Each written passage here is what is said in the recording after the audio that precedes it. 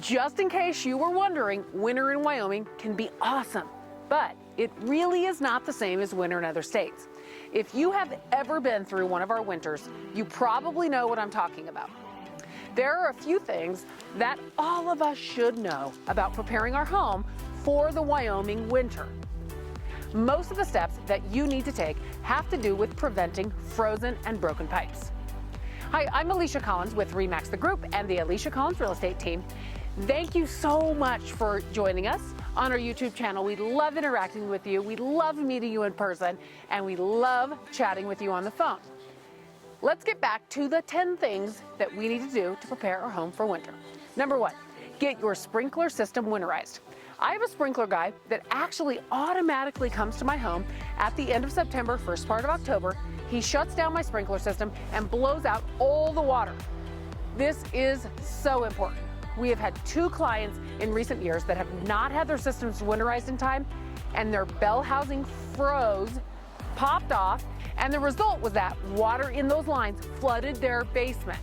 Whether or not you have a sprinkler system, you still have got to remember to remove the water hoses from all of your outdoor faucets. Leaving a hose attached is another quick way to get frozen pipes and a flooded basement. If you have a way to isolate and shut off the outside faucets from underneath the house or in the basement, that's a good idea too.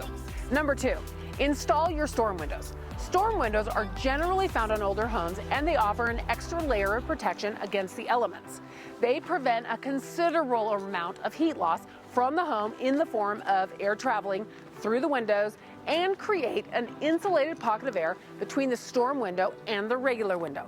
Many modern windows are now double pane or triple pane windows, and therefore they do not need storm windows. Number 3, in most homes, the walls are insulated enough that you may not have to do this. However, especially if you are going to be gone for any length of time during the winter months, it's really a good idea to open the cabinet doors under the sinks and to leave interior bathroom doors open to the rest of the house. Cabinets are one area of the house that is harder to heat, and often the plumbing inside them may be located on an outside wall, making these already cold spaces even colder. Opening the cabinet doors will allow ambient heat to travel into those spaces, helping to prevent frozen plumbing. When it drops below 15 degrees outdoors, even if you're home, it's a good idea to open your cabinet doors so the heat gets under there. It is not fun to have to thaw pipes, and even less fun if they actually freeze and break. And we have had this happen before. Number 4, do you have a room with plumbing in an exterior wall? Consider installing a cadet wall heater with a thermostat, or putting a portable electric heater in that room. In my laundry room, my washing machine is on an exterior wall, and obviously, I want to do whatever I can do to prevent it from freezing, which thankfully hasn't happened yet, knock on wood. Number 5, maintain your furnace. Your furnace needs to be clean to run efficiently. Have your furnace serviced and checked annually, and make sure you change that filter in the furnace once a month. You would be shocked at how many furnace filters we see that are absolutely caked with dust and dog hair. I just changed mine a little late. It was gross. Maintaining your furnace will ensure it runs properly, costs you less to operate, and helps to keep it running longer. Having a furnace go out during the winter season could really put you in a bad spot. Number 6, just as important as cleaning your furnace, you'll want to make sure that your chimney is clean as well. This is something that is super important, and it's easily overlooked. You can set it up with one of the companies in town to come clean it annually.